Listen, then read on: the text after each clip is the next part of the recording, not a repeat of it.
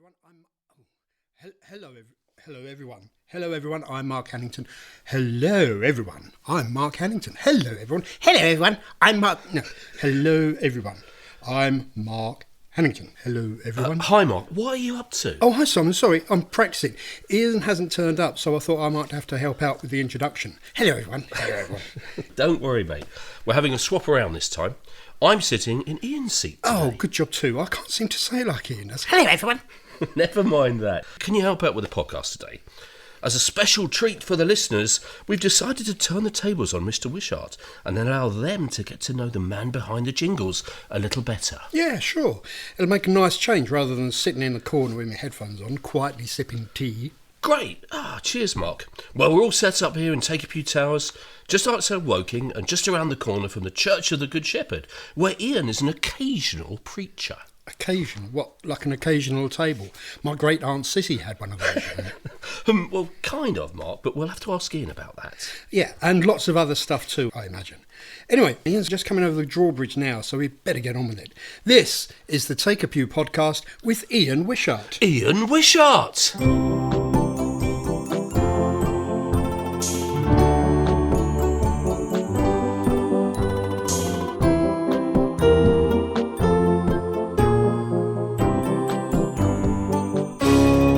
Take a pew.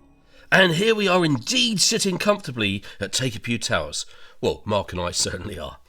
Ian, thank you so much for having us. And please, take a pew. Oh, thank you very much. Don't mind if I do. Hello, Ian. It's great to see you. Perhaps you could just introduce yourself to our lovely listeners. Yes, hello, lovely listeners. I'm Ian Wishart. I'm 61 years old.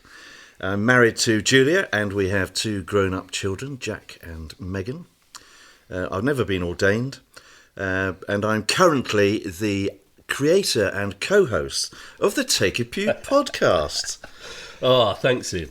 We're especially looking forward to our Take a Pew journey with you today, taking stock of life's rich journey for you thus far, and chatting to you about your favourite things before pausing the accounts for your fabulous dinner party. Yes, and enlisting your help with Is It True, receiving your spiritual pearl of wisdom, and posing one of Simon's random questions. Oh dear. Yes, oh dear, indeed. But anyway, let's open the accounts. Where did life start for you, Ian? I understand it was somewhere that continually smelt of dark chocolate. Yes, I was born in Bourneville. No, I wasn't. Not Bourneville, sorry, Bournemouth. That's very where similar. the confusion was, you see. Oh, sorry about that. Yeah, there was a subliminal connection there, I feel. Yeah, close. Yeah, I was born in the wonderful year of 1962 in a place called Boscombe in Bournemouth, and spent my entire childhood there. Which brings me on to my working time. Whoa, hold your horses, hold your big boy, horses. hold Yeah, your hold it. horses. So you were born and raised in, not Bourneville, Bournemouth. Bournemouth. Nowhere Bournemouth. near the chocolate factory. Nowhere near the chocolate factory. Okay. No. And you are the third child? You've got an older brother and sister, is that right? Good research, yes. Oh, yes, indeed. I have.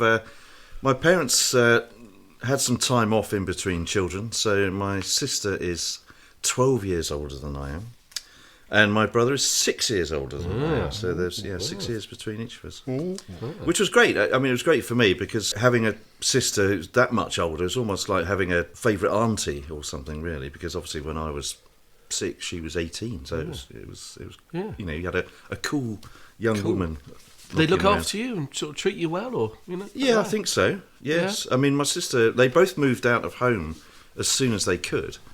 I think my sister was 7, and both about 18, and so actually, I don't particularly much remember my sister living at home, but certainly my brother was knocking around, but very much a big brother. Big brother. Yeah. All right. Okay, and then I presume you went to some educational establishment, early doors at some point? I did, yes. I went to a nursery school first. And then I graduated summa cum laude. I've never known what that means, but it's easy for you to say. To an infant school. And then I went to a junior school. I went on from there. So at this point, we have a question for you, Ian, as if you might not have guessed. What were you like at school? Were you a little bit geeky? Or were you a little bit freaky? Or were you a little bit cheeky? What were you like at school? Yes, Ian, what were you like at school? Well, it's a fantastic jingle, guys. Well done. Yeah, it's brilliant. Well, actually, I don't think I was geeky, freaky, or cheeky particularly. I feel What, a bit annoying? just intensely irritating. I think I feel I kind of peaked in many ways when I was about 10.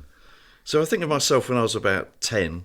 I loved all the studying. I used to ask for extra maths books. I was never really into maths.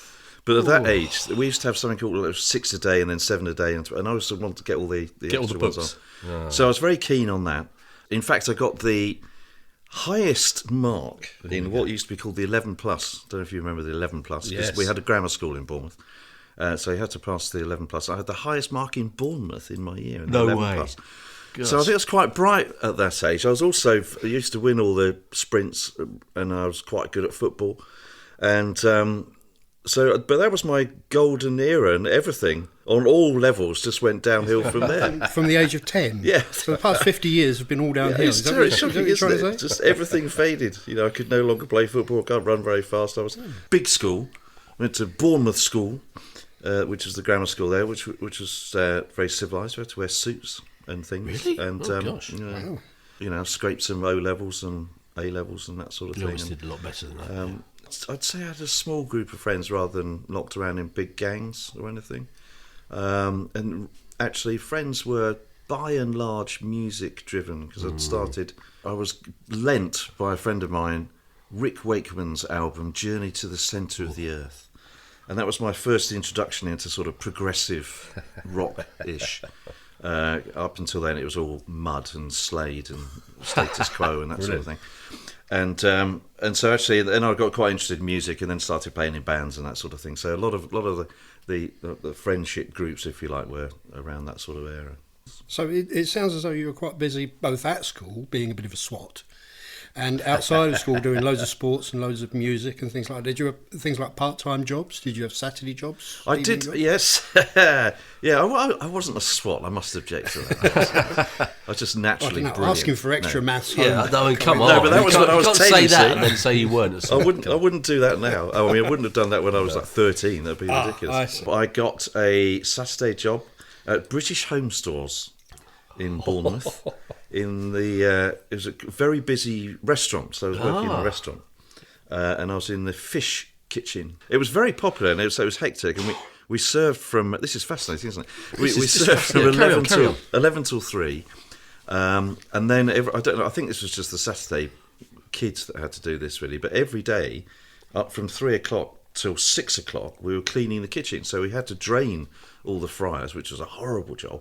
And then wipe down all the surfaces and that. So say 3 hours of the day was cleaning up, 2 hours of the day was getting ready, and the 4 hours in the middle was frying. Did you have any mishaps? Did you have anything go wrong? No, I remember playing dodgy customers. playing cricket with a piece of haddock, and they had a thing called As you do. they had an implement called a spider, which was it was a circular thing to lift fish out of, but it was just like rings of metal, and we had a piece of half-frozen haddock that was the ball, so we were playing that, and I think I was hitting it, and it spun off the top of the bat or spider, and it somehow got wedged in the light fitting on the ceiling, and at which point, of course, obviously the store manager came in just to check how we were doing. So, and it was a classic comedy. He was standing underneath this haddock, hanging out of the light fitting, and we were just praying it wasn't going to drop on his head, which it didn't. So, Just before we move on to sort of higher education and Yes. things like that, but you mentioned praying. We would pray that. Yeah. Was there much religion in your house? Was it a very religious household? It wasn't a very religious household. My mum and dad went to church fairly regularly, and I got dragged along. We went to what was then called a Presbyterian church in Bournemouth, called St Andrews. And my dad was an elder there, actually, so in the Presbyterian, which is now part of the United Reformed, they have senior, for want of a better word, people, rather than having too many clergy. They have a minister, and then they have other people, and they're called elders. So he did that, So I guess they were quite involved. I don't remember too much about it, but I remember going regularly, and I quite enjoyed that. I did quite enjoy that, apart from the occasions where my Scottish parents insisted that I wore my kilt to church, which I had to do a couple of times. Are there photos? Well, there are photos, yes. You've got to see that. Yeah, there is a photograph of me in 1969 in my full kilty outfit. Excellent. Funnily enough, we never went to church on Christmas Day or Easter. As I got older, I moved myself to go to another church because they had a boys' brigade, and the boys' brigade had a football team, and I wanted to play that, so I moved to a different church which was just around the corner from us, which was also what would now be United Reformed. So we're just on the cusp of sort of further education. So just before we leave childhood behind completely, we've got our second question to ask you. What's your fondest childhood memory? What's your fondest of all your childhood memories? What's your fondest? Oh. Another cracking jingle. They are good. I wonder who makes They're them. so good, aren't they? We must pay thousands for them. They are. Ian, what is your fondest childhood memory? Well, I would say the first thing that came to mind was generally Christmas. I loved Christmas, and I think part of it was by the time my brother and sister, aforementioned, had both left home, they would come back, and they generally moved up to London broadly, and they would come home for Christmas. And I found that really exciting. But I did have one specific Christmas memory, bizarrely, which was when, and I've got a prop here, not that you can see it, dear listener. Not the Brussels spout But incident. No. for one Christmas, I had a little train set, nothing grand, and I got this, which is a red shunting engine, I think it's called, and that was my Christmas present. And for some reason, I thought of that out of all the Christmas presents that I got, and I just remember I used to love Christmas morning, go downstairs, obviously before it was light, like everyone, sneak into the lounge and see what was there by the fireplace. And so one year it was that shunting engine. I don't know why that stuck with me, because it's not particularly grand, but it was really nice. It obviously meant a lot at the time. So that's great. Another thought I then had after that was very specific, which was going with my dad to the Esso garage, and I presume it was in 1970 because it was a World Cup, and they did a little coin collection of the World Cup squad in a little paper packet. So little coins about the size of a 10p piece, I suppose. And going up with my dad to get, when he went up to get petrol, and getting one of those coins, and it was so exciting. I don't know why, but I thought of that, and I loved doing that, and the excitement of opening to see that you had your fourth Jack Charlton when you really wanted Peter Shilton or something. Did you used to swap them at school? Did you have all that stuff? No, it was a very private thing. It was a very private thing. Yeah. I mean, was there like an album that you could put them in? There was, that had a board. It was just a single board. Oh, right. And you just put them in, holes, obviously, for them. So that was, I would say, it's a very difficult question, isn't it? Yeah, stupid question, isn't it? No, it's a great But I question. would say that probably ranks as the fondest one. Oh, no, thanks for that, Ian. That's fantastic. So obviously you got some O-levels and you got some A-levels, and you did pretty well, obviously, by the sounds of things. And then where did you go after that? Did you go on to higher education, or...? I applied to go to Oxford, actually, to Christchurch, Oxford, to study French and German.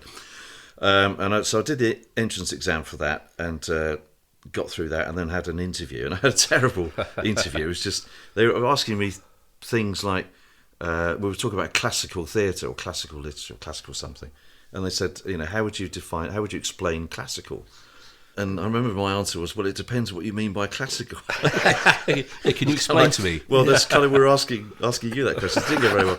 So I ended up going to Southampton, and I studied business economics and accounting. So I didn't move very far to university. Yeah. No intention whatsoever to go into accounting. I was imagining myself doing marketing or something, but as it would turn out, I did eventually go into the world of accounting. Yeah.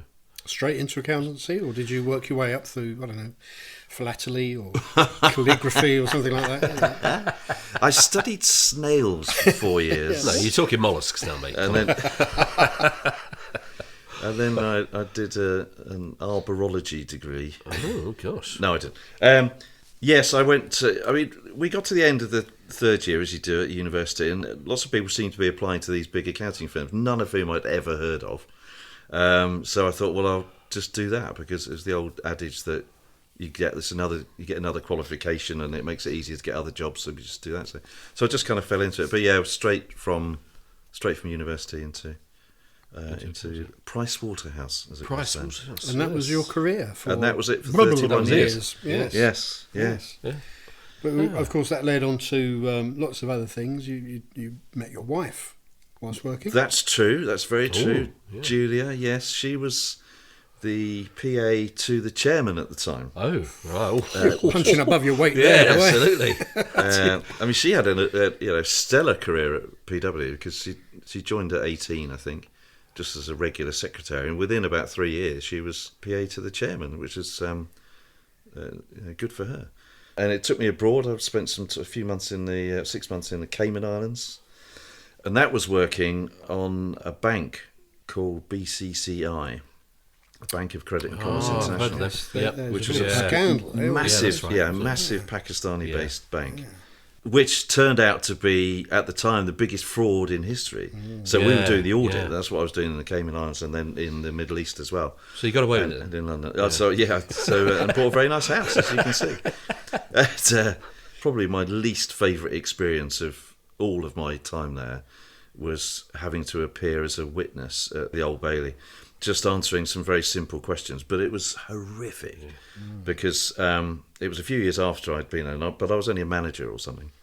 And I was only on the stand for about an hour. Oh, but it was quite long, though. That's long enough. That's long but enough. yeah, but it was just knowing that I could. We weren't on trial, obviously. It was a trial of one of their borrowers who ended up going to prison for a very long time. But in the course of that, they were obviously trying to pick holes in whatever work we had done. So you just knew that you could say the wrong thing and get the firm into a whole world of trouble.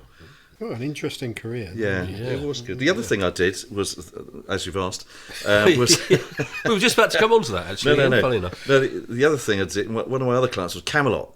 Who ran the lottery. The lottery, yeah. So I was in charge of that team for Yeah. 6 years, doing their audit work and some other work with them. But I was also in charge of the team of when you had the independent adjudicators on the telly. I was in charge of that team for 6 years.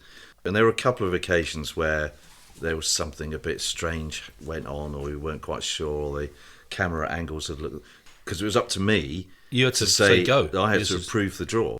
Were there any sort of stirrings of spirituality at that time, Ian, or was it? You've already mentioned that you went to one church and then finished there. So it sounds like you've moved churches a few times, ending up at the Anglican church. Yes, where you are now. Yeah, so those two churches when I was young, generally, and then Julie and I started going to a Methodist church then, because we were going to get married there. I still didn't have a faith, but I always felt really good after church. So again, I was quite warm to the idea, as opposed to I didn't think church is a stuffy, boring place. I thought actually it's quite nice. It'd go out for Sunday lunch, and so that was quite nice. So we went to that Methodist church, moved over to this neck of the woods, over to Weybridge, and we went to a Methodist church there, but there were only like 4 people or something in the church, and it was really difficult. They were super excited to have a young couple turn up, but we only went there once. Shame on us. And then we started going to a Church of England church then in Weybridge, which Julia went to more than I did. But then we moved to here at Purford, and we started going to the local church here, which, as you say, happens to be Church of England. So we've ended up in the Church of England, and it was only then, after coming here, that I kind of developed a faith and became a Christian, as it were. In 2001, I think. Yeah. And you've built that up, and now you are an occasional preacher or a lay preacher. Occasional preacher. Occasional preacher. Yeah. What's the distinction there? What can you do? Weddings or No. communion or Can't do any of that. You can't do any of that. So you can do very little. There is a lay ministry program as well, and lay readers is a term that many people be familiar with. And I'm not entirely sure what the difference between a lay reader and an occasional preacher is, apart from the fact that lay readers have to do a couple of years of training, and occasional preachers do 6 evenings and that's it. And you're off. And you're off. So I am allowed to lead a service and to do a sermon or do a talk. So I don't do anything proper. I just basically say, good morning, welcome to our service. You just talk. Yeah, and then I just like the sound of my own voice for 20 minutes, occasionally. I get the impression that you're quite involved with the church, with lots of groups that you're involved in. You initiated the coffee shop, you're involved in the music group. It's a big part of your life, obviously, the church. Yeah, it has been. We've done a lot over the years. I mean, Julia, with a friend, Melanie, started the coffee shop in 2001. But that came out of a conversation we had at the big Spring Harvest festival that we went to, which was fairly pivotal in my coming to faith. That was when it all kind of happened. I was church warden for a few years, which sounded very posh to me. I quite like the idea of that because it went back to my dad being an elder in the church. Yeah. So that it felt like having an official position in the church was that sort of echoed a little bit. Yeah.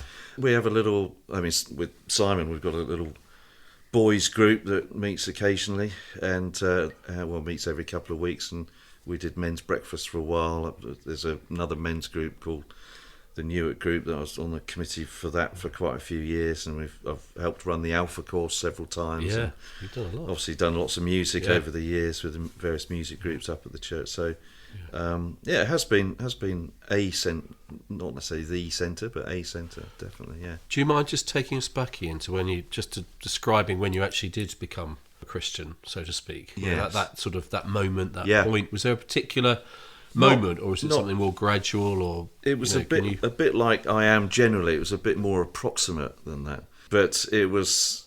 I think it was. I'm pretty sure it was early 2001. I should know really.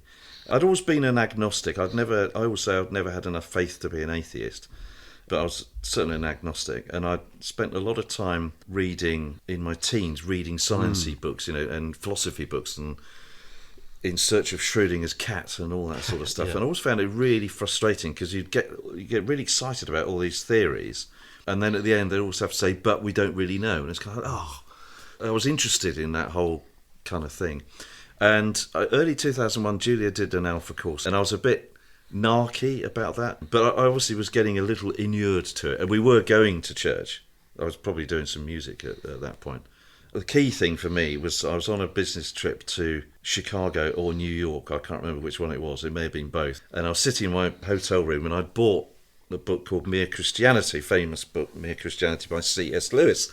And I was reading that, and he did his famous thing about Jesus wasn't a nice bloke. That's not an option.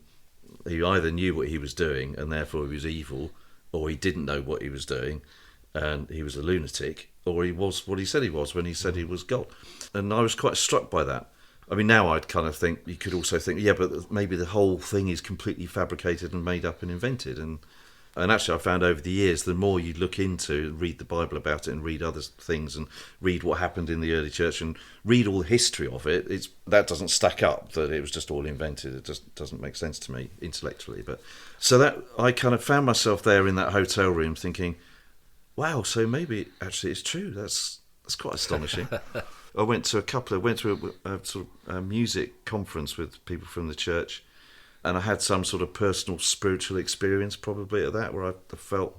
So here I was in a stage where I'm happy to believe the Jesus thing, and then I had sort of the convicting, if you like, experience at this thing. And then we went to Spring Harvest, and that was very spiritual and moving as well. And so at some point between all of those, when I came out of Spring Harvest, I was definitely a Christian. And I can remember actually the week after that, we went down to somewhere near Newquay with a couple of friends who weren't Christians and still aren't Christians and are still very good friends.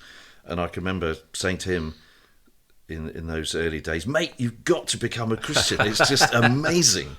So at that point, clearly I was. Yeah, and, fantastic. And the churchy side of you has come out in other ways as well. I understand you've written some songs, some Christian... Yeah, I have. I've written, I think, about 50 Christian songs, actually, because I did 3 CDs for charity. Yeah, and that was quite fun. Yeah, I went through a very fruitful patch then, because I wrote a lot of songs when I was young, but I hadn't written songs for a long time. Played a few of them live at services, which is Yeah, I think I've played a few of your songs. Yeah, quite interesting. Yeah. We haven't done it for a while, Yeah. but that was definitely a phase, I think, where over probably 4 years I did all that, but then that was probably at least 10 years ago, and I haven't written anything since. So, Of course, now you've got time in your retirement. You've taken on, or you've developed and invented the Take a Pew podcast. yes, it was just quite fun. What have you enjoyed most about the whole podcast adventure I that we've don't had? know. What's really important to me in everything, and despite having been in the accountancy profession for 30 years, is, it sounds ridiculous in a way, but innovation and creativity. So I like to do new things, and I like to be creative in whatever that might be. And I did find avenues to do that in work, bizarrely. The most enjoyable thing, in a way, is just the creativity of it, generally. It came out of, I think, you and I, Simon, were having a curry. Oh, yeah, we are. And over a couple of poppadoms, we were having the usual ridiculous, surreal conversation about nothing. And I thought, this is quite fun. Actually, this is quite funny. Maybe we could do something with some of this.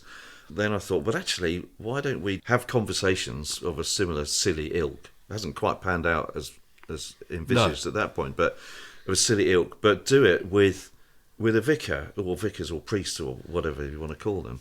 Because it's a vehicle to show that you can have a faith and even be a vicar and not be necessarily the Dad's Army vicar or the quintessential vicar on a bicycle sort of thing. Yeah. That's what it came out of, and I think we've done 43 now. Is it? It's the three of us together. Well, it's in the 40s, definitely. Yeah. So is it successful? Are we going global or viral or whatever we should be? It's certainly, I don't know if global, it's certainly international. We get listening.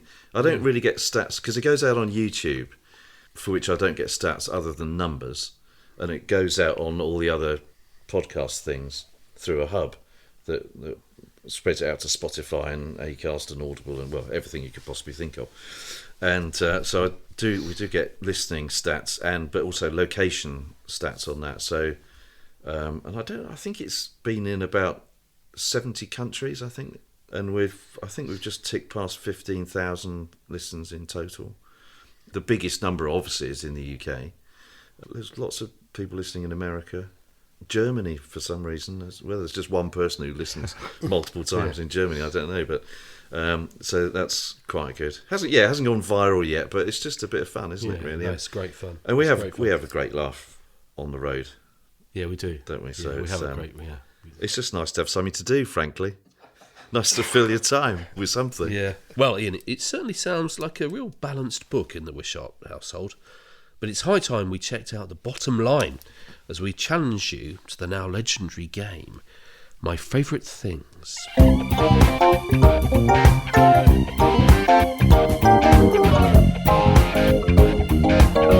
My favourite things.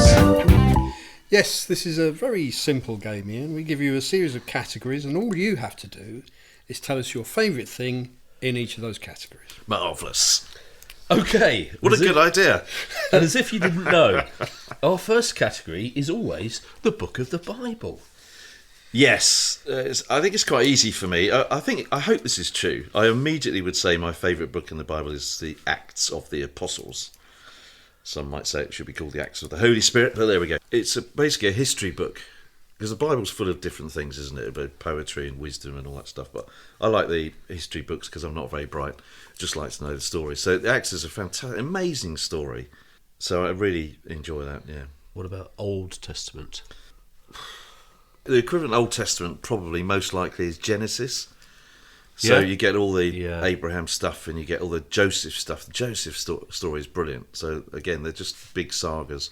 But I love, Kings and Samuel, the David stories, and it's just like reading history books, really. Now, we've established that you're quite a wizard hand at money management, wordplay, and making fabulous jingles. So we'd like to know your favourite sea creature. Oh, nice. Okay. My favourite sea creature, I think it's going to be a dolphin. Oh, a dolphin. Yeah. Wow. I think. Yeah. We swam with dolphins in the place called Discovery Cove? Discovery Cove in Florida. Yeah, in Florida. Have you done that? Done that, yeah. That was rather fun. It was quite brutal and physical, actually. I remember one bashed me across the shin with its snout, not aggressively, it just happened to... And it was like being hit in the shin with a sledgehammer. It was, but, dolphins are lovely. I sort of quite like jellyfish. The first thing that came to my mind was jellyfish. Yeah. But jellyfish, I suppose, can be quite unpleasant, can't they? They can sting you. Nice dolphin. Nice dolphin. Right, Ian, so your top 5 films, please, sir. Here we go. So I've got 2 top 5s for you. 2 top 5? Yeah, but they're different, because the 2 I've got are the top 5. I'd probably... It's really hard, isn't it? But today... But the other one, which I'll do first, is the films I have the most memorable cinematic experience of, if you like, which are all when I'm younger. Well, you wouldn't be older, would you? Magical. No, it wouldn't be older. It would be difficult. These all come from when I'm older than I am now. I suppose it's your show, so we'll have to go along with this, won't we? So, go on then. On Her Majesty's Secret Service. Was that George Lazenby's sole outing as James Bond. I don't know why. I remember going to see it in Bournemouth, obviously, at the Gaumont, I think it was.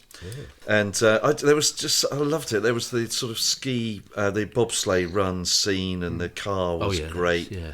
And there was the Louis Armstrong thing at the end, and Diana Rigg gets shot, which I thought was really... I remember thinking that was really, really sad at the time. I just thought it was a great... film at the time. But good choice. Good choice. Similar sort of era-ish. The musical Scrooge with Albert Finney, I think, which is the Christmas Carol, obviously. Yep. So with "Thank you very much, thank you very much, that's the nicest thing that anyone's..." all that, all that stuff. And again, stuff. It was very... I think it was a Sunday school trip. Whether it was the first musical I'd seen at the cinema or something, I don't know. But I thought it was a great story, obviously. But I thought it was a great musical. Jaws. So it's a bit more of a classic choice. It's a 20-footer. You need a bigger boat. Gonna need a bigger boat. I can't quote lines from it, but I do remember going to see it. And I went with my father to see that, and we just about snuck in. They said it was full, we couldn't get in. I remember this was at the ABC. I remember this at the top of the stairs. They said it was full, but we just managed to sneak in. We didn't sit next to each other. I think he was a couple of rows down from where I was. And what an amazing film! Amazing film. And when the skull drops to the hole in the boat. I remember the whole cinema jumping up. I was like 14 or whatever I was then. Yeah. So that was very memorable. Yeah. Another one, again, probably a very similar era. These two are a bit later, obviously, than the first two. But Rollerball. A random film. James Caan. Sort of scary. John Beck. It was a futuristic thing about some bizarre, ultra-violent game. But the reason I remember it is because the very beginning it's all black, and it has the opening strains of Bach's Toccata and Fugue in D minor, and then there's a spotlight right in the centre of the. Can you just hum that for our listeners, just in case they don't? That's it. Brilliant. Sorry. And then the music swells and the light comes out, and it was the first what then was called Double A that I'd been to see. So Double A was 14. I guess it was equivalent to a 15 now. And I wasn't 14, I think. Sorry, any police people listening. And it was terrifying. And I thought, this is what a grown-up film is like. I'd never seen anything like it. I was absolutely terrified. I thought, I've bitten off more than I can chew here. I should have waited the 8 months until my 14th birthday to go and see this. So that was Rollerball. And then finally, in this particular category, Apocalypse Now, which I remember because we came up to London to see it at a big cinema, one of the big cinemas in London, and I just remember the amazing sound system which came into its soundtrack was brilliant, Ride of the Valkyries or whatever it has on it, and the lots of helicopters panning across the shot, and the sound system was such you really heard the helicopters going across the cinema, and I thought that was mesmerising. But anyway, so those are the cinematic experiences. The actual 5, very quickly. One of the Godfathers, probably 2, I think, if I had to plump for one, so to speak. The Deer Hunter, great film. So both The Godfather and The Deer Hunter, they're quite long films, aren't they? Deer Hunter, I seem to remember. I remember seeing it at the cinema, thinking this is going on for weeks. Yes. Yeah. The Deer Hunter, the first hour, I suspect, is scene setting. Yeah. So it's them leading their kind of Slavic American community or something, isn't it? And they're working in steel mills or something. So it's all that community in a mill town, middle of nowhere. I don't know where it is meant to be. I think you really get to know the characters as humans rather than just soldiers in Vietnam, because they all then get carted off to Vietnam and it all goes horribly wrong, obviously. But you relate them as you would as an individual. You relate them to their home lives because it's so rooted in that first hour of the film, I think. But I'm sure a lot of people look at the first hour of the film and think, I've had enough of this. It's really dull, but I just think it's great. And The Godfather is quite long, but it's... Yeah. 4 Weddings and a Funeral. Just because it was Why is that then? very much of the time. Yes. When was that? Early 90s? Probably early 90s. Yeah, 4 Weddings and a Funeral. Weddings? It just felt a moment in time. It's very much of its time. Isn't Yes, it? and quite unusual. It was kind of a romantic comedy that was somehow broader than that. I don't know. So there's been lots more like it. Since then. That was the first. Looking back on it yeah. now, obviously younger people don't appreciate that there was nothing like that before that. That's film. right. Yeah. So that was the first. Yeah. There's a pretty obscure film by Terry Gilliam called The Fisher King with Robin Williams and Jeff Bridges. Jeff Bridges, I think, most things Jeff Bridges in, I think, are brilliant. Yeah. I thought that was absolutely mesmerising. I do enjoy Terry Gilliam films. Yeah. And I enjoy the stories behind the Terry Gilliam films as well, because there's always sort of behind the scenes stories about things that went wrong or things that they almost didn't manage. And there's a big scene in The Fisher King in Grand Central Station. Yes, the dancing where people scene. are dancing. Amazing, yeah. And they only had a certain amount of time to do that shot or that sequence, and they ran out of time. And in the plot, towards the end of that scene, the fantasy or whatever it is, that the dancing was supposed to finish and normal life was supposed to take over. Yeah. When actually they run out of time, and ordinary punters, ordinary commuters, were actually walking into the building. So when you see everyone start walking around normally, that's actual people. That's actual people. Okay. And it works so well, doesn't it? It's brilliant. It is a great film. Yeah. I love all the Terry Gilliam films. So that's 4, and the final one, just because it's this time of year, and we always watch it, and I think it's brilliant. Elf. Love Elf. Is that a Christmas must-see? Yeah, we've got to watch. Is it? Yeah. We always watch that. We always watch The Holiday. We've watched The Holiday already. Already? Yeah. Have you? Oh, and that's a great film. Aren't you in it or something? No. Isn't there a bit where I've mentioned that at least twice on the podcast already, so I'm not going to mention that again. Don't mention it again then. Well, I think there's 5 classics there, aren't there? There's Possibly. Yeah. Especially 5, Elf. Yeah. I found it very interesting, despite having asked the question many times, thinking about it, because those 5, say, I don't think are sort of independently the best films I've ever seen, because there's other films that are, Schindler's List springs to mind straight away as an amazing film. Brilliant, so many brilliant films, but those are just ones that meant something more to me. Excellent. Thank you. No, brilliant. Thanks, Ian. Now, our penultimate category is, of course, the Great 8, as you well know. 8 quickfire categories designed to get a candid and spontaneous response from our guest, in this case, you. Perfect. Yes, so here we go. 8 quickfire categories, starting with your favourite author.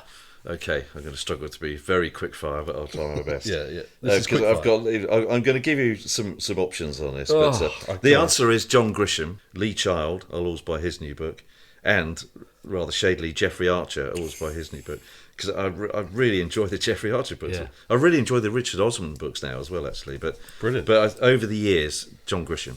Brilliant. Right, John Grisham. Good. We'll go with that. Good. Favourite type of food? French. It's very difficult. I love food. But you like food generally, don't you? I just love food. Yeah. French. Okay. I like French because I like moules. When you have them in France, particularly. Okay. Steak frite, lovely salad dressing, lovely bread and butter. So I think French just shades it. But I love curry. I like Italian. Well, I say I like Italian food. I like pasta and pizza. That's Italian food. That's right. The single favourite piece of food is probably, however, a beef burger. Okay. Right. Favourite TV programme? Oh, now this is interesting. So I've got lots of lists. Sorry, be Good quick. job it's a quick fire. Yeah, it's quick fire. I It's know. quick fire. Sorry, it's my show. I can do what I like. I've got a list of, again, a bit like the films, I've got a list of seminal television programmes. I'll just Right. go through them. I'm not Go going on, go through them. Go I'm on. not going to discuss. No, you've these got to are pick all one, though. You've got to pick one. ones in my younger years. Camberwick Green. I used to Oh, love yeah, Camberwick Green. Brilliant. There was a pretty obscure programme that not many people have heard of called Garrison's Guerrillas, which was a war-based film. I absolutely loved that. Absolutely loved that when I was probably 8 or something. It was great. Blue Peter was a staple. Generation Game with Bruce Forsyth. That was seminal. There we are. Alias Smith and Jones, the Western. Yes. Used to love that. Yes. It's just reading from the Radio Times of It is, 1969, yeah, isn't it, really? Well, we're in the 70s at least now. Yeah, that's true. Starsky and Hutch. It used to be my favourite programme for a few years. 40 Towers I thought was astonishing. However, All right, then. favourite, to answer the question, Yeah. I love Breaking Bad. Yeah. I actually slightly preferred Better Call Saul, which is a spin-off. Other programmes that Julia and I, have spent a lot of time watching, and have basically watched all of them. Frasier, Modern Family, The US Office, the Line of Duty. We really enjoyed Line of Duty. Really enjoyed Sherlock. You know, the Benedict Cumberbatch. Yeah, that was. yeah. I'm thinking here of programs with. Oh, we got another one to watch. You know, Elementary as well. The Johnny Lee Miller, another Sherlock. He was Sherlock Holmes, but in America. I've loved the Gone Fishing programs with Walter and Whitehouse. And recently really loved Ted Lasso. I thought that was a genius piece. But my answer is Poirot.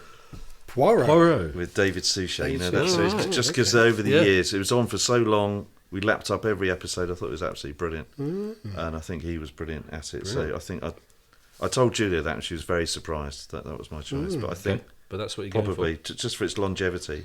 Yeah. Favourite sport? Football. That's pretty obvious, isn't it? Right. Favourite band or music artist? Okay, so I've got a list of 25. So here we go. No, I haven't. So the Beatles were like just astonishing. I mean, that's the best band of all time. The band I probably spent most time just being with and listening to and devouring the albums was Pink Floyd. I love Stevie Wonder. I think if I could only listen to one album ever again, I'd probably choose Songs in the Key of Life by Stevie Wonder.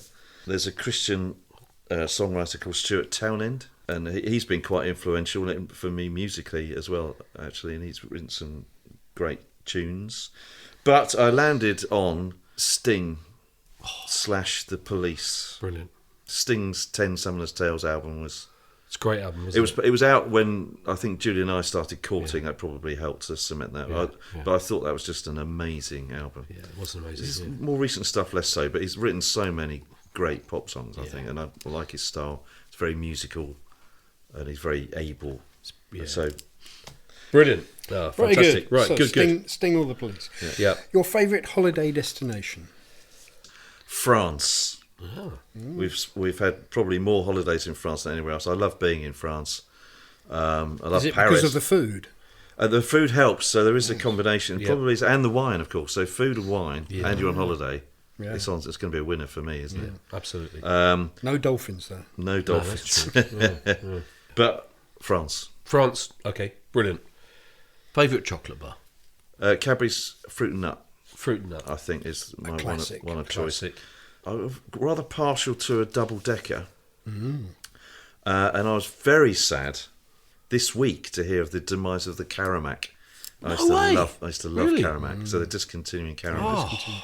So that was I always found the close. Caramac slightly too...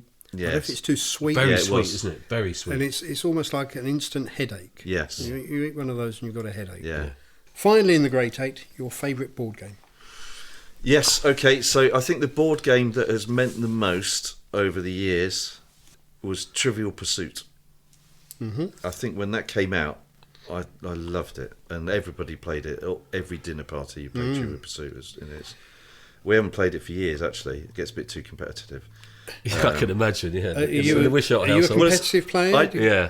It's an interesting thing because I don't think I am competitive at all, unless someone else is competitive, and then I can rise to it. But everyone I know thinks I'm competitive, so maybe I am. Yeah. So Trivial Pursuit was a classic. But our favourite, if I had to play a board game now, I'd probably choose Articulate. Right. Ooh, Articulate. I don't know if it's. I'm not very. Articulate is I can't remember what it is. It's you have to describe things. We've played that a lot at Christmas. It's good game. We played it. Spin the It's wheel just and you good get fun. a category. Yes, or something like that. Or you have to get a card, don't you? You have to describe. And you move forward, and you've got green bits and red bits. Right, And yeah. Good, a very good game. We enjoy that. Our last category in my favourite things is always multiple choice. It is, yes. I'm going to give you 3 possible answers, and today, occasional preacher Ian Wishart, you're obviously very proud of your family name. It's plastered all over the front of most of your family cars. So, so we'd like to know.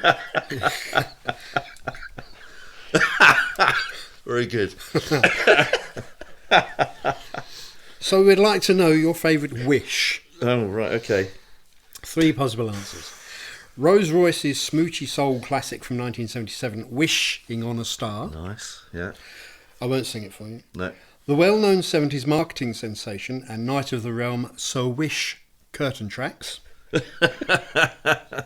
Other curtain transportation devices are available. Yeah. Or the perennial football stadium chant, wish, I'll not be moved. Oh, very good.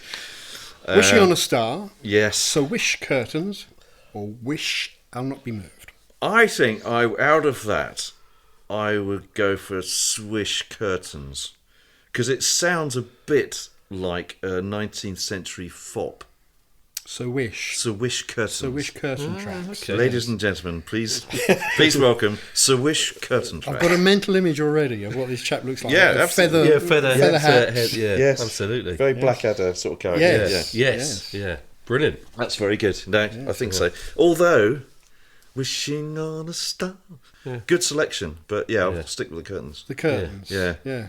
Yeah. Yeah, that sums up it represents to me a certain period in time. Television adverts and going into stores like BHS, big department stores. Yeah. They'll always have swish curtains They and would. things like that. Next to Brentford Nylons. Brentford Nylons. That's right. Yeah.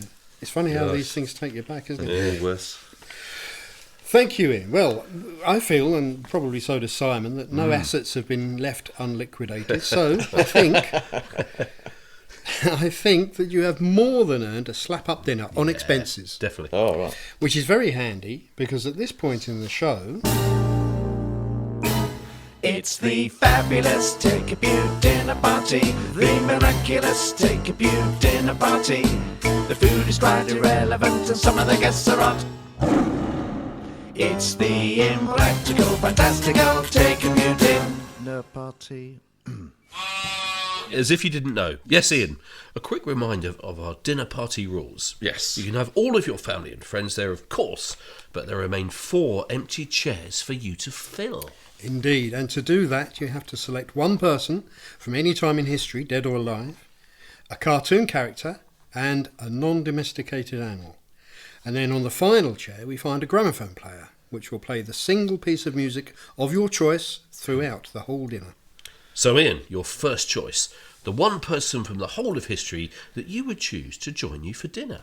And remember, it can't be anyone who appears in the Bible or any of your family. Yes. Now, it's as we were saying earlier, it's very interesting being on this side of the microphone, as it were. And I think this is the most difficult bit, I think, to do. It's really quite hard. But anyway, I have come to a landing. And the person... I would like to have Queen Elizabeth II. Ooh. Just because it's quite recent. Yeah. Covers a lot of my life, so a lot of stuff that I could relate to. She had an incredible reign, must have dealt with all sorts of issues. The wonderful woman, I think. Yeah. So, and actually, hopefully she could relax a little bit. And regale us with a few tales of wartime London and that sort of thing. That's a very good choice because I hadn't thought about this, but you bring someone back and the first thing they do is, wow, what's all this? Electric light, curtains, Yeah. double glazing, But at least if you've got someone who's reasonably contemporary, they would feel at ease. Yeah. Absolutely. In a modern surrounding. Yeah. So yes. Yeah, we like that one. Yeah, I was pleased with that. Yeah, Thank you. Good. Yeah, well done. Well done. Anyway, we're going to ruin everything completely now. Yeah. So a choice of cartoon character. Yes, it's also quite. This was probably the most difficult. You're not going to say Paddington, are you, by the way? So yes, so my first thought was Paddington because I think Yeah. he'd be lovely anyway, and of course he's met the Queen. He's met as the Queen. you pointed Yeah, out. they've got quite a so lot of they'd get on straight away. Yeah, easy. But anyway, I didn't go with Paddington. I then thought about Bugs Bunny because he'd be quite lively. I quite like his witty repartee. Just be quite a live wire. But I actually landed with Mr. Happy from the Mr. Men. Happy. Just because he'd be happy, and as I was chatting with old Liz about various. That's a bit disrespectful, isn't it? Old Liz. as I Her now, Majesty. as I now call her, my good friend. Fair enough. Your good friend. As I was chatting through with Her Majesty, perhaps the more the sadder episodes in her life, Mr. Happy would be there to sort of cheer us all up. Perfect. So Yeah. I thought it worked A quite perfect nicely. balance. So Mr. Happy, was he the sort of yellow one, was he? Yeah, Yeah. big sort of smiley face. It was yellow. Yes, it was. To reflect his sunny disposition. Yeah, exactly. Yeah, Yeah. I liked him. He was good. Yes. Yeah. Okay, brilliant. Okay, for the third chair then. Ian, Yes. a non-domesticated animal. Right, yes. Well, I've gone for, after some deliberation and trying to avoid anything anyone else had said before, I've gone for a porcupine. Now, the main reason I've gone for a porcupine is because I thought I could organise cubes of cheese and bits of pineapple. Perfect. And I could put them on the porcupine, and the porcupine could wander around the table, brilliant. and people could help themselves. I mean, you could extend it to perhaps chicken kebab, and you could have bits of chicken and pepper and onions on that, but that would be quite the same. But just cheese and pineapple on a porcupine, just as people are, as Her Majesty is coming, because she probably would like a bit of cheese and pineapple, wouldn't she? I'd have thought. Yeah. A porcupine, the quills, are they tipped with something sort of, do they sting? Yeah, that would be They might unhelpful, do. Yeah, I wouldn't think it, they if do, that don't were the they? case? I think if you- Have they got little barbs on them? You get they get stuck into so, animals. yeah. Don't So it's they? all They going can't get out. horribly wrong, isn't it, really? Yeah. Yeah, but it's a So good idea. we would have cheese and pineapple, but also quite a serious amount of injury. Yeah. Probably. Yes. Yeah. Okay. So Yeah. maybe Do you think not. the porcupine might be a bit irritated that it was invited to a dinner party and it was actually part of the serving staff? Yeah, but they're quite gullible, aren't they? Yeah, they're, that's true. Yeah, yeah, they're renowned for their gullibility, I think, in the Oh animal yes, I kingdom. remember that. Yeah. And finally, the piece of music to play continually, repeatedly, throughout the evening. Yes, this is hard as well. So, okay, well, I discounted one, and my first thought was the seconds 7 to 24 of, and I'd clip it out. 7 to replay it. 24. Yeah, the 7th second, the 24th second Yep. of Jump Around by House of Pain, which is basically just the bit that goes... Oh, I know. Yeah, Oh, yeah. the samples. I do wonder whether that would... Yeah, but it would It annoy would everyone. wouldn't it? quite irritating quite quickly, but then Yeah. it might become Hypnotic. like a vibe, yeah. almost. Yeah. And it's a Yeah. great groove. I love the groove. It is to a good groove. I know Yeah. the piece you mean. 'cause yeah. But I don't want that because I had pity on Her Majesty. Yeah, you would. She wouldn't like that, would she? It's just It would annoy even Mr. Happy. Yeah, Yeah, he Mr. might- Happy would not be happy. he might lose his rictus grin. I think after 2 hours of that. It's a challenge though. Maybe it is a good choice because it would challenge Mr. Happy's happiness. Yeah. Anyway, in the end, I've gone for the theme from the Magic Roundabout. Ah, brilliant. Like it. I just love the vibe. Yeah, that's just perfect. Isn't would it? just be- The Queen would be quite sort of a bit nostalgic for the Queen. And she She'd might quite not like have heard it. She might not be familiar with No, the she Magic might not Roundabout. be. It might Yeah. not be a royal thing. So Yeah, she might have got a novelty for her for the first half an hour. yeah. And Porcupine wouldn't really care. and actually, if you got the porcupine to wander around the table broadly in time, with the music, yeah. You have a visual it'd thing. be hypnotic, wouldn't it? Yeah. No, There's a lot of hypnosis going on. So yeah, theme for the Magic Roundabout. That's it. Well, yes. Done. That is the perfect dinner party. Well, that is. It's got to be, isn't it? Probably the best. Is it the best we've had so far? I think it must be. It must be. It outstrips anything I've heard. Doesn't it? I mean, a lot of thoughts gone into it. Well, Ian, we hope as ever that you are able to organise such a marvellous dinner party before too long. Thank and you. Knowing you with your resources, you probably will. Yeah. In the meantime, you are clearly living in stable times right now, but we'd like to just take a little dip into the futures market. Ooh. Yeah, as we ask you, 12 years from now, what would you like to be doing? Or would it mainly be the same? Or would you rather be canoeing for a summer? Yes, Ian, what would you like us to be talking about if we were having this conversation with you 12 years from now? Yes. you'll still be quite young. I will still be a very youthful 73. I don't feel I'm a stage of life where I'm looking to think, what else can I achieve type of thing. But actually, maybe should be. Think, actually, because you do want to... You never know what's going to come along, whether you're suddenly going to start doing a ridiculous podcast, for example. So you never know what's going to happen. So I'd like to think there will be some innovation and some creative projects over the next 12 years. I'm quite happy still to be here, I think. I'd be very happy still... Would I? I was going to say I'd be very happy still to be doing Take a Few podcasts, but I don't know about that. Wouldn't it be amazing? I mean, if we are still doing it, something great must have happened, because it would take a lot for us still to be doing it in 12 years' time. But maybe there'll be something new. Maybe, move on to the next thing. And the other stuff that I do, I still like to be going to the football, probably. Whether I want to be driving up and down to Bournemouth every 2 weeks at 73, maybe not. Yeah. Once you start thinking about it, it's quite chilling, isn't it? Because you kind of think that for someone of my age, it is a period where you are likely to start falling apart to a greater or lesser extent. To a bit. So maybe I'd like to be sharing with you how I've managed to maintain being so fit. Yeah. Could you take any more sort of a more global look at things, seeing as this is your chance of being on the other side of the microphone, not just how you would have changed, but how would you like the world to have changed? Oh, that's a good question, Mark. Gosh.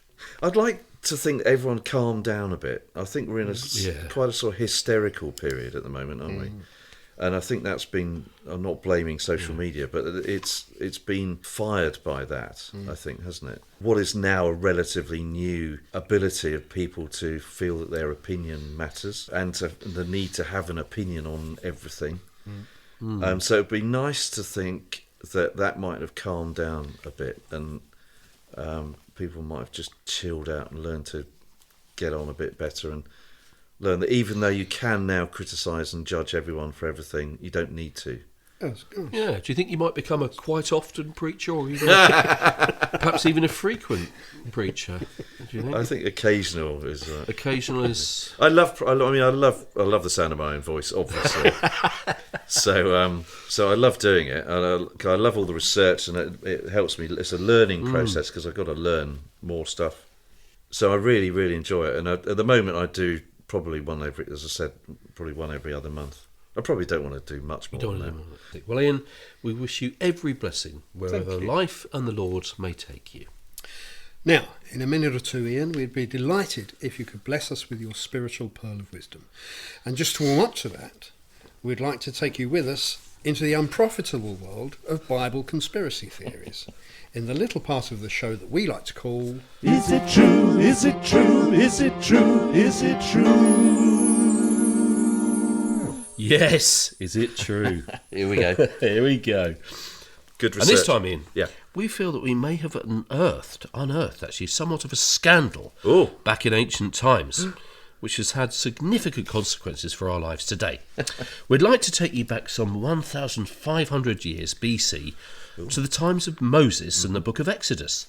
Now, around this time, God instructed Moses to make sure that the priests wore linen underwear, with the instruction, make linen undergarments as a covering for the body, reaching from the waist to the thigh, presumably to save embarrassing moments during ministry, that sort of thing. Now, this caught on in the wider community, and it wasn't very long before there was a huge demand for underwear, with demand significantly outstripping, pardon the pun, supply. Now, this became a big problem, and it even led to underwear being stolen from people's washing lines, leading to what was known as the Great Underwear Scandal of 1523 BC. Laws had to be introduced, making it an offence to covet thy neighbour's wife fronts, with severe consequences. Enter Mark and Samuel, two entrepreneurial young men who managed to source a supply of cheap linen and started to produce undergarments for a reasonable price. Mark and Samuel's business, or M&S, became well known as a supplier of good quality, affordable undergarments, and the Great Underwear Scandal was abated. Although believed to be recorded in the ancient scriptures, this significant event was not considered worthy enough to be included in the book of Exodus. This, of course, seems entirely credible to us, but Ian Wishart... Is it true? Is it true? Is it true? Is it true? Yes. Is it true? Is it true? Yes. Oh, very good. We see, normally when we do Is It True, we try and anchor it in something that's vaguely possible. Yeah, right. Yeah, righto. No. It's very interesting. I mean, the Jewish heritage of M&S are well known, so Yes, indeed. that makes a lot of sense. It does, I think it's very, very possible because it is grounded in biblical history. It is by the indeed. sound of it. Yeah, I'm not it is. that familiar with that passage, and it does make sense. I'm surprised actually that the whole thing isn't covered because the Bible does deal with some very everyday problems of people. We were surprised, weren't we, Mark? I was very Very surprised. surprised. But there's so many things that actually make sense when you know, the M&S link. Yes. Yeah. I mean, there were great sort of throngs of people, didn't they? They gathered for Thongs various... of praise. Yes, and so, you know, that sort of We thing. still have thongs of praise We these days. still have that, so don't we? that makes So sense. that kind of makes sense. And there's quite a lot of references in the Bible, actually, to undergarments and, you know, not getting the undergarments wet and protecting them and all that kind of stuff. There's quite a few sort of elements in there. So it's surprising. There must have been some sort of issue or scandal. Assuming the instruction is actually in Exodus, because I can't vouch for that. So It is indeed, yes. That's quite interesting. So up until that point, no one had worn any pants. And that's kind of a weird thought, isn't it? Yeah. I mean, it was scandalous. I mean, it was scantyless. You had Adam and Eve, obviously, famously had a fig leaf. Yes. But after that, you know, presumably there was nothing. Well, you just had overgarments, I suppose. Yes, What do they that's just wear, like anoraks, I suppose, wandering around the Trench desert coats. for 40 years. But it's quite... It's plausible, isn't it, you think? I think it is. It's Well, I very must good. concede. You're probably in the black with that one, Ian. But one thing that is certainly true is that it's now time for your spiritual pearl of wisdom. It's a spiritual pearl of wisdom.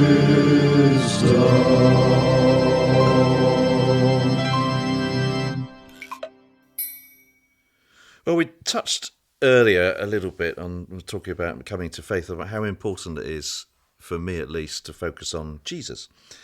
And being a Christian, of course, is being a follower of Jesus. And it's a personal relationship between you and God. Now, sometimes these days when people are looking from the outside, so to speak, that can be obscured by the paraphernalia of religion, by the history of and all the machinations of the organised church, by an impression that you have to do certain things to be told what to believe, to wear pastel-shaded cardigans and socks with sandals, to sort of comply with club rules. And, perhaps not surprisingly, that can all be a bit off-putting. Now, ironically, of course, in that situation, once we've decided that we believe the whole Jesus thing, it's very likely that we will want to be part of a church family. And we will have questions about theology and may want to draw guidance and wisdom and experience from others. But first and foremost is that individual journey with God, which, like any relationship, is personal and different for everyone. Jesus said, "Follow me, not follow that." So I would just say, if you're not yet a follower of Jesus, look at being a Christian not as joining a club, but rather as engaging in a personal relationship that will be uniquely between you and God. And for those of us who are Christians, let's not forget that it is growing and nurturing that relationship that is the most important thing of all. It's a spiritual pearl of wisdom. Thank you very much for that, Ian. And that leaves us with just one, frankly, unaccountable part of the show to get through, and that is... Simon's Random Question. I dread to ask, Simon, what is your random question for Ian? Well, Ian, my random question for you is this. Imagine you find yourself searching for a jar of gherkins in the back of the kitchen cupboard. To your delight, you find a jar, albeit a bit old, but luckily still in date. But when you come to open it, you don't have enough strength to twist the lid, no matter how hard you try. But all is not in vain, as you are presented with the choice of enlisting either a sea urchin or a horse to help you. Which would you choose to get the best outcome? Good question. That is... So are they quite spiky sea urchins? Yeah, they are. Can you turn them inside out so the spikes are kind of on the inside, or can you... Yeah, you could probably... Oh, they're quite hard, the shell. You might be a bit difficult. Yeah, they haven't got like a soft underbelly. No, well, they've got a soft bit within, underneath. Yeah, because I'm thinking if you're gripping a jar lid... Yes. With a sea urchin, that's going to be quite painful. It's going to be Could painful. wear gloves, I suppose. Yeah. It's either gloves or slicing the sea urchin in half and then using the soft centre to hold and then using the spikes to dig into the lid. But that would be unkind, I think, wouldn't it? It would be. Yeah. I'm not sure if we're allowed to... Animals are allowed to be No, Not allowed to slaughter sacrificed as part of Oh, right, No, okay. yeah. Sorry. I think that contravenes our Yeah, Right. that just takes it one step. I mean, we're trying to be serious here. No sea urchins were harmed in the harmed. making of Yeah. this podcast. You've read that in the credits, obviously. Yeah. Yes. Okay, so horse. See, their hooves would be rubbish, wouldn't they? So we'd be talking about using their teeth, I suppose. They've got pretty powerful jaws, though, horses, haven't they? Yes, they have. So the danger is they'd smash the jar, isn't it, really? Yes. Because we're talking about a jar, it's not a tin. You get a jar. No, it's a jar. It's one of those. It's one of those. Glass jars with a Yeah, like you get in a chip tin shop, lid on the except top, they're yeah. plastic. Yeah, But yeah, yeah, I yeah. think it would be a horse, Okay. just because I think a sea urchin is Yeah. just impractical. Okay. Could you not use the spine Yeah.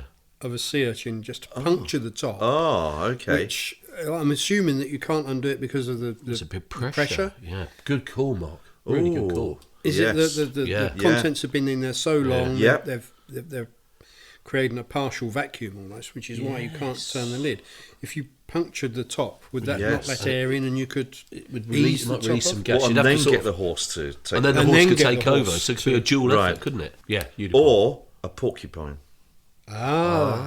Which is handy because we've got one of those. We've already at our had one at the dinner party, so perfect. That's the answer. That's isn't the it? answer. So if we're at a dinner party with the Queen there and Mr. Yeah. Happy, Yeah. listening to House of Pain Yeah. over and Or over Magic again, Roundabout. Yeah. Yeah. or Magic Roundabout, Yeah. and the waiter or the butler comes in with an almost out of date jar of Yes. what was it, gherkins? Gherkins. Yeah. Gherkins. Yeah.